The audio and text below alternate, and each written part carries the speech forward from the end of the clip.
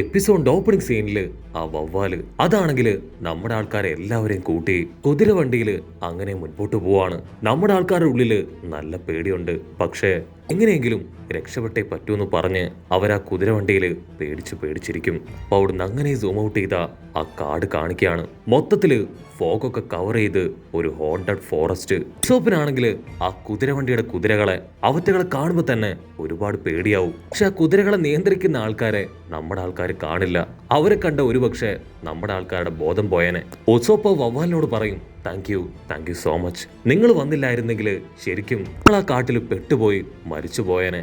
അതിനവൻ കാഷ്വൽ ആയിട്ട് പറയും, കുഴപ്പമൊന്നുമില്ല, ഇനി നിങ്ങൾ പേടിക്കേണ്ട ആവശ്യമൊന്നുമില്ല, നിങ്ങളെ സേഫ് ആയിട്ട് ഞാൻ മാൻഷനിൽ എത്തിക്കും എന്ന് പറഞ്ഞ് അവർക്ക് കുടിക്കാനായി മദ്യമൊക്കെ ഒഴിച്ചു കൊടുക്കും. അവൻ വീണ്ടും പറയും, ആ മാൻഷൻ ഡോക്ടർ ഹാങ് പാങ്ങിന്റെ മാൻഷനാണ്, അദ്ദേഹം ഉറപ്പായിട്ടും നിങ്ങൾക്ക് ആവശ്യമായിട്ടുള്ള എല്ലാ കാര്യങ്ങളും ചെയ്തു തരും.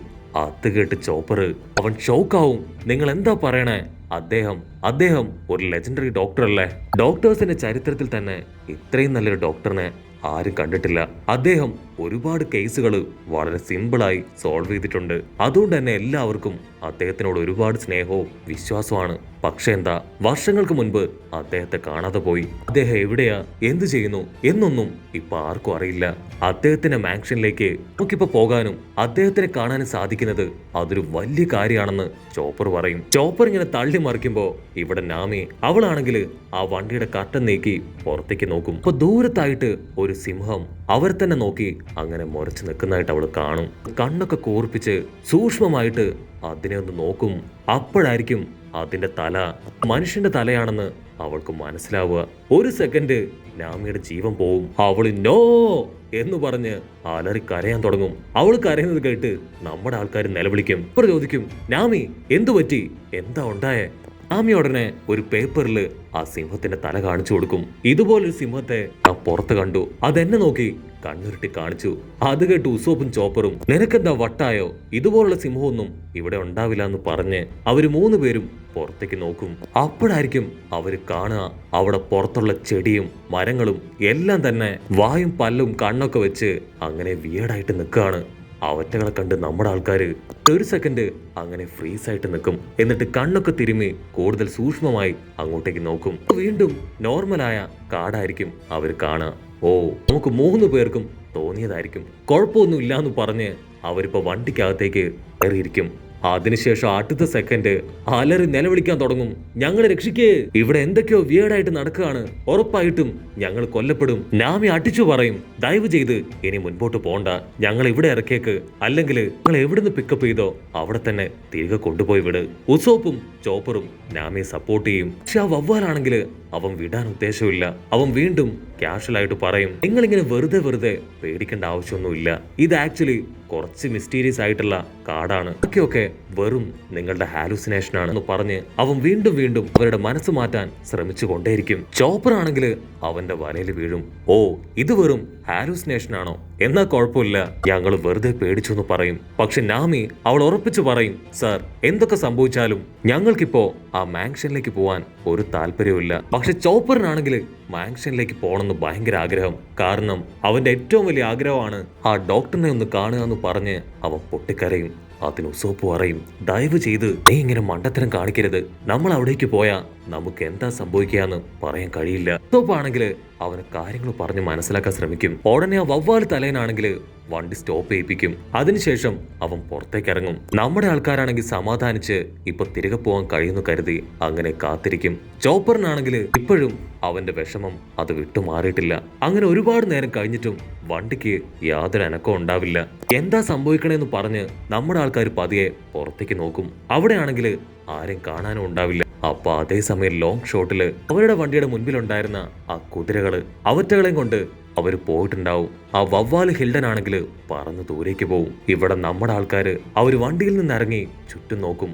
അപ്പോഴായിരിക്കും അവര് കാണുക അവരിപ്പോ നിൽക്കുന്നത് വലിയൊരു കല്ലറയുടെ ഒത്ത നടുവിലാണ്. അടുത്ത സെക്കൻഡ് ആ കല്ലറയിൽ നിന്ന് എല്ലാം തന്നെ കൈയും കാലും ഒക്കെ ആയിട്ട് ഡെഡ് ബോഡികൾ പുറത്തേക്ക് വരികയാണ്. പിന്നെ നമ്മുടെ ആൾക്കാര് ഒന്നും നോക്കില്ല, അവര് കണ്ണു അടച്ച് അങ്ങനെ നിലവിളിക്കാണ്. ആ ഗ്രാൻഡ് ലൈന് മുഴുവൻ നിലവിളി ശബ്ദം അതങ്ങനെ മുഴങ്ങി കേൾക്കും. അതിനുശേഷം ആ അസ്ഥികൂടങ്ങളെല്ലാം തന്നെ നമ്മുടെ ആൾക്കാരുടെ ചുറ്റും നിൽക്കും. എന്നിട്ട് ഉസോപ്പിനെ തൂക്കിയെടുത്ത് എവിടേക്കോ കൊണ്ടുപോകും. ചോപ്പർ നാമിയാണെങ്കിൽ നിസ്സഹായരായി നോക്കി നിൽക്കും. ബാക്കിയുള്ള ചില ഡെഡ് ബോഡികള് ആ വണ്ടി അതങ്ങനെ തല്ലി തകർക്കുകയാണ്. ഇവിടെ ഉസോപ്പിനെ ആണെങ്കിൽ അവറ്റകൾ അറഞ്ചം പുറഞ്ചം കട്ടിച്ചു പറിക്കുകയാണ്. അത് കണ്ട നാമി അവളുടെ വെപ്പൻ എടുത്ത് അങ്ങനെ ആഞ്ഞു വീശും. പക്ഷെ അപ്പോഴേക്കും അവളെയും പിടിച്ചു വലിച്ച് കടിക്കാനായിട്ട് തുടങ്ങും. കണ്ട് ചോപ്പറിന് സഹിക്കില്ല. അവനാണെങ്കിൽ അവന്റെ ജയന്റ് രൂപത്തിലേക്ക് മാറി ഓരോ സ്കെൽറ്റനുകളെയും അങ്ങനെ അറഞ്ചം പുറഞ്ച് ഇട്ടിക്കാണ്. ഒരു സ്കെൽറ്റന്റെ തലയ്ക്ക് തന്നെ ഒരൊറ്റ ഇട്ടി. എന്റെ തല തെറിച്ചു പോവും. അപ്പൊ മറ്റൊരുത്തൻ അവന്റെ തലയെടുത്ത് അവന്റെ കയ്യിൽ കൊടുക്കും. അത് ഫിക്സ് ചെയ്ത് അവൻ ചോപ്പറിനെ ഇപ്പോ തിരിച്ചിട്ടിക്കും. അങ്ങനെ ഒരുപാട് നേരത്തെ പൊരിഞ്ഞ ഇടി ബഹളത്തിന് ശേഷം ഉസോപ്പും ചോപ്പറും ഒരു വിധത്തിൽ രക്ഷപ്പെട്ടു. പക്ഷെ എന്താ, നാമി അവൾ ഇപ്പോഴും അവരുടെ ഇടയിൽ പെട്ടുകിടന്ന് നിലവിളിക്കുകയാണ്. ഉസോപ്പ് ഉടനെ അവന്റെ കോലി കയ്യിലെടുക്കും. എന്നിട്ട് ഓരോ മോൺസ്റ്റേഴ്സിനെ എയിം ചെയ്ത് അങ്ങനെ വലിച്ചു വിടും. അതങ്ങനെ പോയി പൊട്ടിത്തെറിച്ച് ഓരോ സ്കെൽട്ടൻ മോൺസ്റ്റേഴ്സും അങ്ങനെ നശിച്ചു പോവാണ്. ഒരു വിധത്തില് നമ്മുടെ 2 ചെക്കന്മാരും ചേർന്ന് നാമിയെയും അവിടുന്ന് രക്ഷപ്പെടുത്തി ഇപ്പൊ പുറത്തേക്ക് കൊണ്ടുവരും. ഉസോപ്പ് പറയും, പേടിക്കേണ്ട ആവശ്യമില്ല, അവൻ പറഞ്ഞതുപോലെ നമുക്ക് ആ മാൻഷനിലേക്ക് പോവാം. മാൻഷനിലാണെങ്കിൽ ഉറപ്പായിട്ടും ആ ഡോക്ടർ ഉണ്ടാവും. അവിടേക്ക് എത്തിക്കഴിഞ്ഞാൽ നമ്മൾ സേഫ് ആയിരിക്കും. മാത്രമല്ല ഈ മോൺസ്റ്റേഴ്സ് ഇവറ്റകളെ കണ്ടാൽ തന്നെ അറിയാം വലിയ സ്പീഡൊന്നും ഇവർക്കുണ്ടാവില്ലെന്ന് പറയുമ്പോഴേക്കും ആ മോൺസ്റ്റേഴ്സ് അവര് ഫുൾ സ്പീഡില് അവരുടെ അടുത്തേക്ക് ഓടി അടുക്കും. അത് കണ്ട് നമ്മുടെ ആൾക്കാര് അവര് 100-110 ഇപ്പൊ ആ മാൻഷൻ ലക്ഷ്യമാക്കി ഉഷാറായിട്ട് ഓടാൻ തുടങ്ങും. അവിടുന്ന് അങ്ങനെ കട്ട് ചെയ്ത ഇവിടെ നമ്മുടെ ആൾക്കാരുടെ കപ്പല് അതാണെങ്കിൽ വലിയ അലയിലൊക്കെ അടിച്ച് അങ്ങനെ ആടി ഒലയാണ്. എത്രയൊക്കെ ശ്രമിച്ചിട്ടും ഫ്രാങ്കിക്ക് കൺട്രോൾ ചെയ്ത് നിർത്താനായിട്ട് കഴിയുന്നില്ല. ലോങ് ഷോട്ടിലായിട്ട് വലിയൊരു സ്പൈഡർ വെബ് അവർ കാണും. ഫ്രാങ്കി കഷ്ടപ്പെട്ട് കപ്പൽ ടേൺ ചെയ്യാൻ ശ്രമിക്കും. പക്ഷെ അവര് പോലും കണക്ക് കൂട്ടാതെ വലിയൊരു അല വന്ന് അങ്ങനെ ആഞ്ഞ് ഹിറ്റ് ചെയ്ത് കപ്പൽ ആ വെബില് അങ്ങനെ പോയി കുടുങ്ങിക്കിടക്കും. വെബിന് നല്ല സ്റ്റിക്കി പവർ ഉള്ളതുകൊണ്ട് തന്നെ കപ്പൽ മുഴുവനായിട്ടും അതിൽ ലോക്കാവും. മാത്രമല്ല അവരുടെ പിന്നാലെ വന്ന ആ സ്കെൽറ്റന്റെ കപ്പല് അതും ഇപ്പൊ വെബില് അങ്ങനെ കുടുങ്ങിക്കിടക്കുകയാണ്. കട്ട് ചെയ്ത ഇവിടെ നമ്മുടെ ആൾക്കാര് അവരാണെങ്കിൽ മതിലൊക്കെ ചാടി ഓടി കാടൊക്കെ കഴിഞ്ഞ് ആ മാൻഷന്റെ തൊട്ടു മുൻപിലെത്തും. ഉസോപ്പിനാണെങ്കിൽ ഓടി ഓടി തളർന്ന് ഇപ്പൊ നന്നായിട്ട് ദാഹിക്കുന്നുണ്ട്. പക്ഷെ ചോപ്പറിനാണെങ്കിൽ ഡോക്ടറിനെ കാണാനുള്ള ആവേശത്തിലാണ്. പക്ഷേ ഇങ്ങനെ ഒരു കാട്ടില് ഇതുപോലൊരു മാൻഷനില് ആ ഡോക്ടർ താമസിക്കോ, ഒരു പക്ഷെ അവൻ പറഞ്ഞത് കള്ളമായിരിക്കോ എന്നൊക്കെ അവനങ്ങനെ ചിന്തിച്ചിരിക്കും. ഉടനെ നമ്മുടെ ആൾക്കാര്, ഹലോ, ഇവിടെ ആരെങ്കിലും ഉണ്ടോ? ഡോക്ടർ ഒന്ന് പുറത്തു വായോ, ഞങ്ങളെ ഒന്ന് ഹെൽപ്പ് ചെയ്യുന്നൊക്കെ പറഞ്ഞ് അകത്തേക്ക് വരും. അടുത്ത സെക്കൻഡ് ലൈറ്റ്സ് ഒക്കെ ഓണായി ഒരു പെൺകുട്ടി അവരുടെ മുൻപിൽ വരും. അവളാണെങ്കിൽ നമ്മുടെ ആൾക്കാരെ കണ്ട് ഇപ്പൊ ആ മാൻഷനിലേക്ക് വെൽക്കം ചെയ്യാണ്. ഉടനെ ആ പെണ്ണ് ഒരുപാട് പ്ലേറ്റ്സ് ഉസോപ്പിന്റെ തലയ്ക്ക് നേരെ വലിച്ചെറിയും. നീ ഇവിടേക്ക് കയറാൻ പാടില്ല, ബാക്കി 2 പേർക്കും ഇവിടേക്ക് വരാം. ഉസോപ്പ് ആണെങ്കിൽ തലയൊക്കെ തിരുമി അങ്ങനെ ഇരുന്നു പോവും. അപ്പോഴായിരിക്കും വേറൊരാള് അവിടേക്ക് വരിക. പറയും, ഐ എം സോറി, ആക്ച്വലി ഇവൾക്കൊരു അരപ്പിരി ലൂസാണ്. നിങ്ങൾക്ക് വിഷമമൊന്നും തോന്നരുത്, നിങ്ങളെ ഞാൻ എന്റെ മാൻഷനിലേക്ക് സ്വാഗതം ചെയ്യുകയാണ്. നിങ്ങൾ ആരും പേടിക്കേണ്ട ആവശ്യമില്ല, ഞാനാണ് സാക്ഷാൽ ഡോക്ടർ ഹോക്പാക്ക്. ഒരു പക്ഷേ മുൻപ് നിങ്ങൾ എന്നെ കുറിച്ച് എവിടെയെങ്കിലുമൊക്കെ കേട്ടിട്ടുണ്ടാവും. ചോപ്പറിനാണെങ്കിൽ ഡോക്ടറെ കണ്ട് ഭയങ്കരമായിട്ട് സന്തോഷാവും. ഉടനെ ഡോക്ടർ നമ്മുടെ ആൾക്കാർക്ക് താമസിക്കാനും വിശ്രമിക്കാനുമുള്ള സൗകര്യങ്ങളൊക്കെ ചെയ്തു കൊടുക്കും. അവര് ഹാപ്പി ആയിട്ട് മനസ്സിൽ പേടിയോടുകൂടെ അകത്തേക്ക് പോവും. അതിനുശേഷം നമ്മുടെ ആൾക്കാരും ആ ഡോക്ടറും അവരെല്ലാവരും ഒരു ഡൈനിങ് ടേബിളിലേക്ക് വന്ന് നടന്ന കാര്യങ്ങള് അത് മുഴുവൻ നമ്മുടെ ആൾക്കാർ പറയും. അതിനാ ഡോക്ടർ പറയും, ഞാൻ ഒരുപാട് വർഷങ്ങളായി ഇവിടെ താമസിക്കുന്നു. ഇവിടെയുള്ള സോംബികളെ കുറിച്ചും ആയിട്ടുള്ള കാര്യങ്ങളെ കുറിച്ചൊക്കെ ഞാൻ റിസർച്ച് ചെയ്തു വരികയാണ്. മരിച്ചവരെ എങ്ങനെ തിരികെ കൊണ്ടുവരാം, അങ്ങനെയുള്ള റിസർച്ചാണ് ഞാൻ പ്രധാനമായിട്ടും ചെയ്യുന്നത്. പക്ഷെ മരിച്ചവരെ തിരികെ കൊണ്ടുവരുന്നത് അത് ദൈവത്തിന്റെ റൂളിന് എതിരാണ്. ഞാൻ ആരും അറിയാതെ ഇവിടേക്ക് വന്ന് എന്നെ റിസർച്ച് സ്റ്റാർട്ട് ചെയ്തു. ചോപ്പറിനാണെങ്കിൽ അവന്റെ വണ്ടർ അത് സഹിക്കാൻ കഴിയില്ല. അവൻ ചോദിക്കും, നിങ്ങൾക്ക് ബുദ്ധിമുട്ടില്ലെങ്കിൽ ലാബ് എനിക്കൊന്ന് കാണാൻ പറ്റുമോ?